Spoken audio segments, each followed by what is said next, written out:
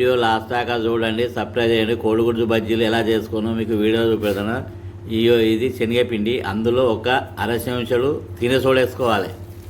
ఇప్పుడు కోడిగుడ్డు బజ్జీలు, మిరపకాయలు, పకోడీ మేము 3 చేసుకుంటున్నాం. ఇప్పుడు ఎలా చేసుకున్నాం మీకు వీడియోలో చూపిస్తున్నాను. కోడిగుడ్లు ఉడకబెట్టుకున్నాం, వాటిని 2 ముక్కలు చేసుకున్నాం. 1 చెంచాడు ఓమా, తగినంత ఉప్పు, ఇలా నీళ్ళు పోసి కలుపుకోవాలి. కొంచెం కొంచెం నీళ్ళు పోసుకొని కలుపుకోవాలి. ఇలా మొత్తం కొంచెం కొంచెం నీళ్ళు పోసుకుంటా ఉండలు లేకుండా కలుపుకోవాలి. మిర్చికి ఇలా కలుపుకోవాలి. మొత్తం కొంచెం లూజ్గా కలపాలి, ఎందుకంటే మిరపకాయకు పట్టుకోవాలి. పిండి కలుపుడైనది. ఇప్పుడు ఇందులో ఈ మిరపకాయలు ముంచుకుంటా వేసుకోవాలి. స్టవ్ అంటు పెట్టినాం, స్టవ్ పైన ముక్కుడు పెట్టుకున్నాం. అందులో నూనె పోసుకోవాలి. ముందుగా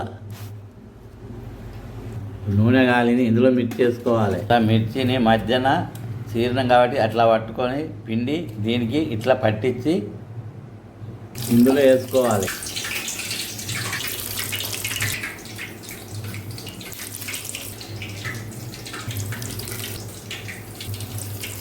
ఇప్పుడు ముక్కుట్లో వేసినాం.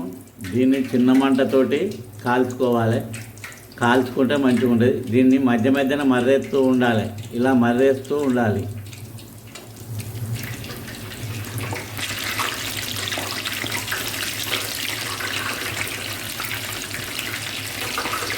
ఇప్పుడు మిర్చి కాలినాయి. ఇవి తీసుకొని వేరే ప్లేట్లో వేసుకోవాలి. మొత్తం పిండిని ఇలానే కాల్చుకోవాలి. ఇప్పుడు ఇవి తీసుకొని వేరే ప్లేట్లో వేసుకోవాలి. మొత్తం పిండిని ఇలానే కాల్చుకోవాలి. మిర్చీలు రెడీ అయినాయి, గుమగుమలాడున్నాయి.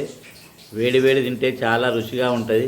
ఈ మిర్చీలకు మసాలా, ఉల్లిగడ్డ పోసుకొని తింటే ఇంకా చాలా రుచిగా ఉంటుంది. అబ్బా, మళ్ళీ మళ్ళీ తినాలనిపిస్తుంది. తిన్నా కొద్దీ తినాలనిపిస్తుంది.